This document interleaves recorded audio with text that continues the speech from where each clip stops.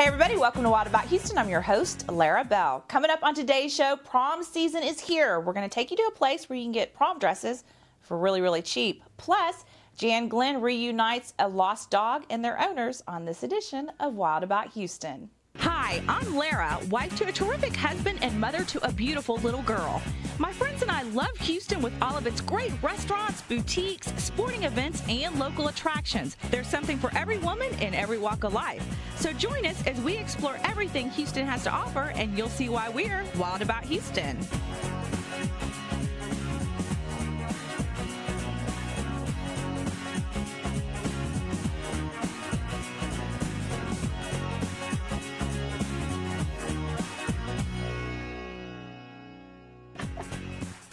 Hey everybody, I'm sitting here with Jan Glenn and Lauren Lanning, and it is prom season. Yes. Now you said you don't remember yours. Let's see. It was decades ago.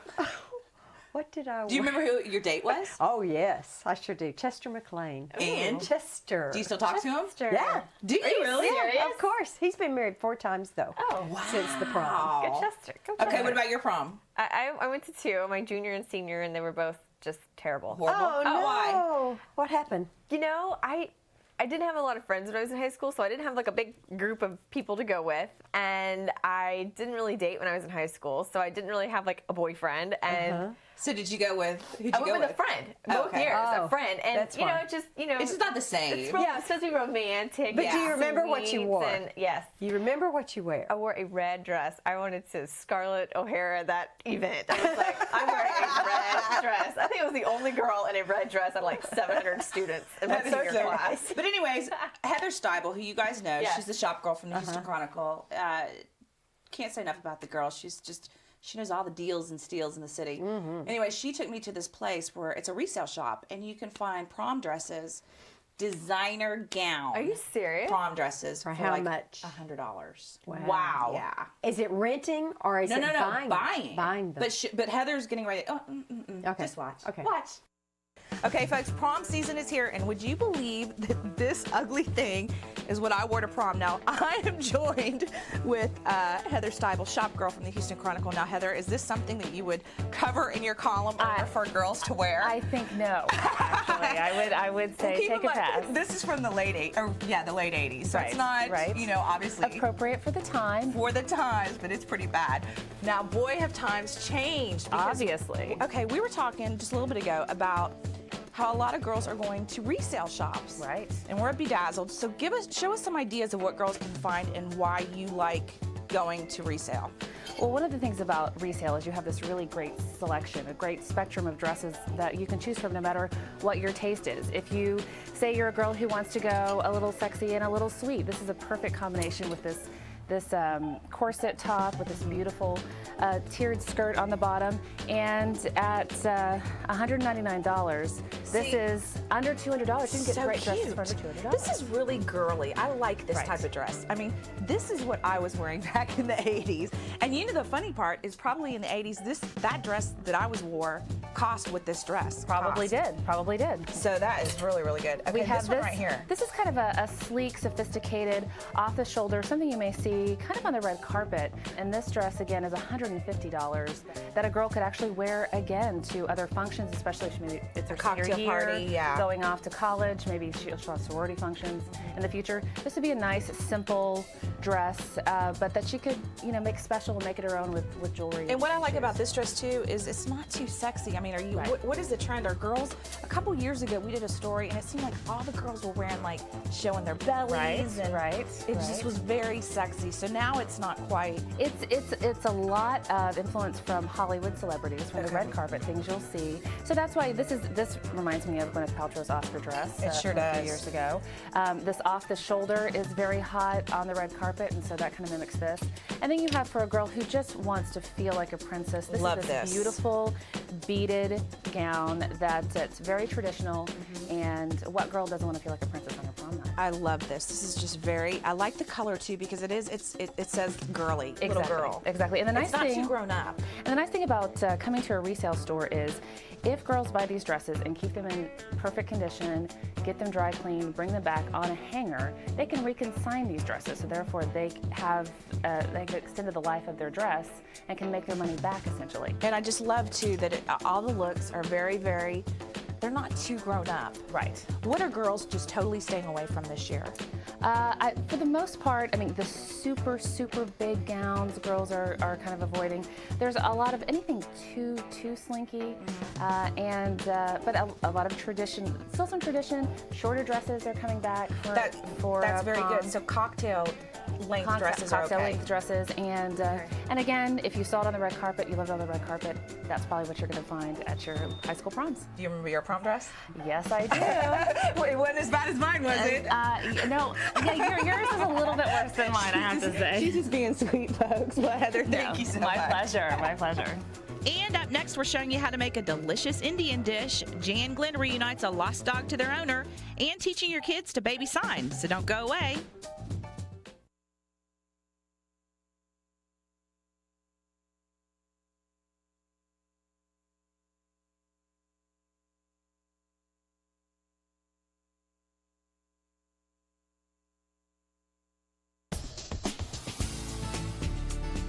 Okay, folks, if you like really good Indian food, I found just the place. I'm at Kirans, and with me is Kiran. She's the executive chef and, of course, the owner.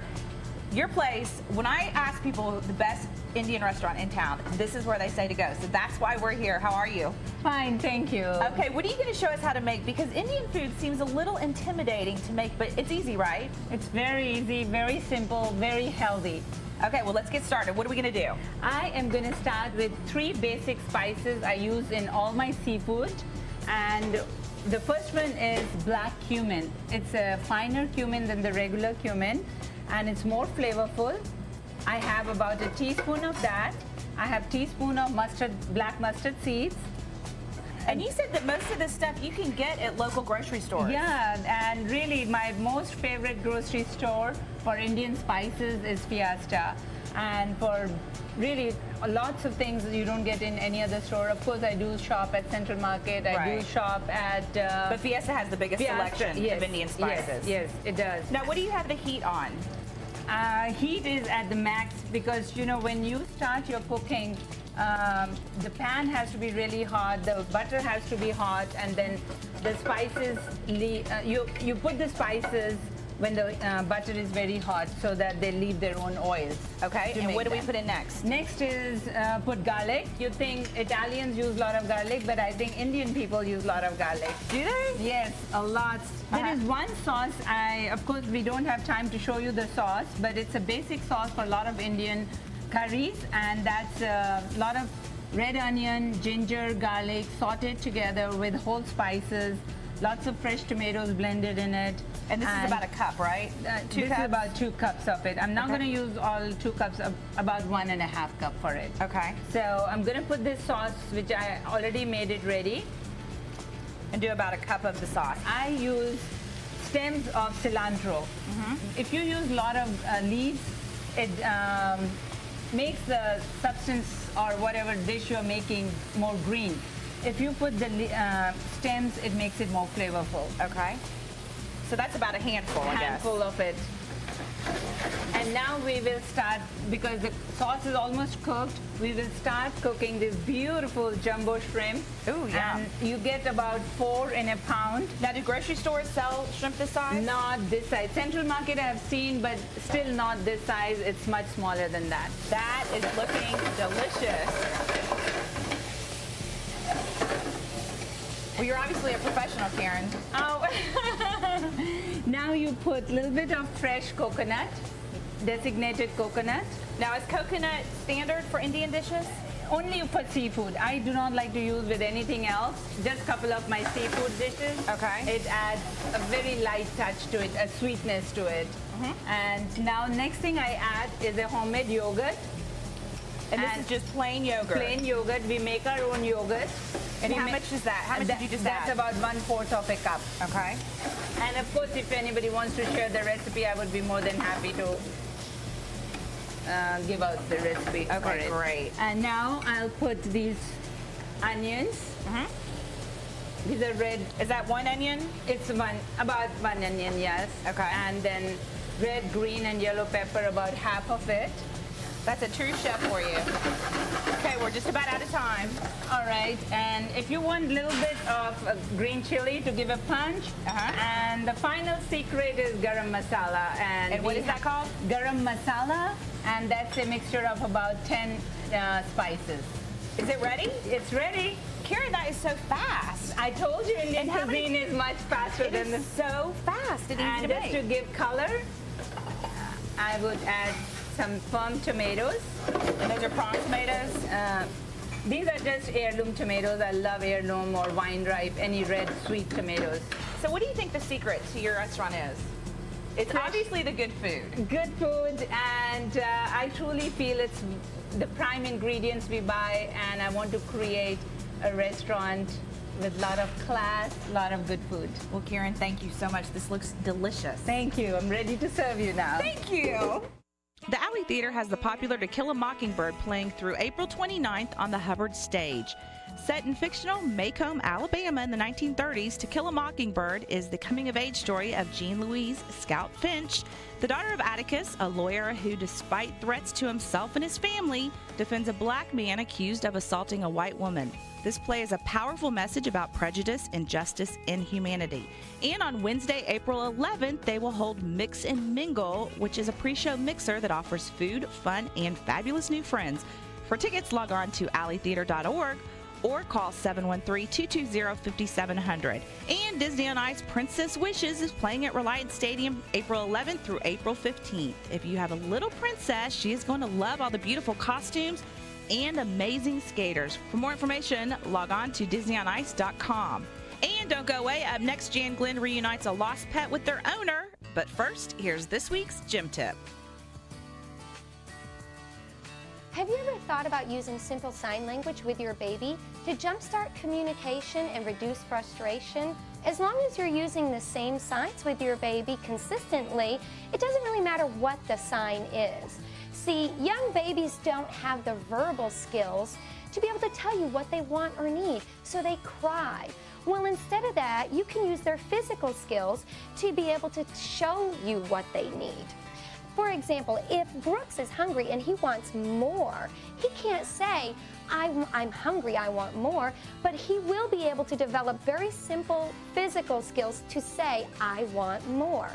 Now, a lot of people have a fear that if they use sign language with their baby, it's going to inhibit their verbal skills or their verbal development, when research really shows the opposite is true. So if Brooks is going to eat, I would say to him, Brooks, are you hungry? Do you want to eat, eat, eat? And by repeating the word, I'm actually going to help him increase his verbal skills. Brooks, you eat. That's right. Now, if older sister or brother or older friends are around, it's great for our older buddies to help sign with the babies as well. Anna Marie, can you tell Brooks how to eat? Can you show him?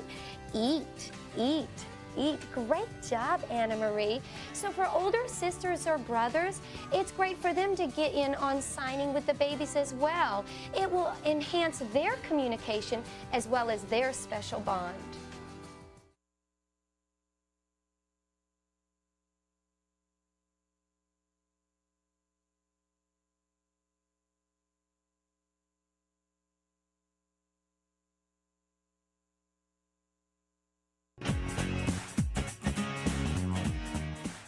Hey everybody, welcome back. I'm sitting here with Jan and Lauren, and I understand that you found a dog. Yes, I did, and I found the owner. Now, isn't that great? She hasn't heard this story. We knew that Lauren would like this story.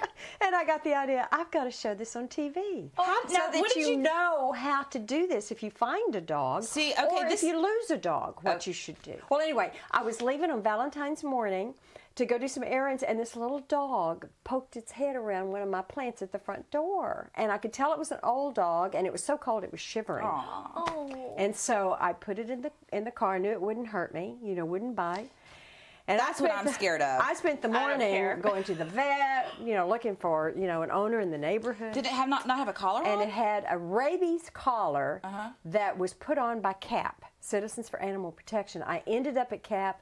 They had the number written down. We called the owner, and she was frantic.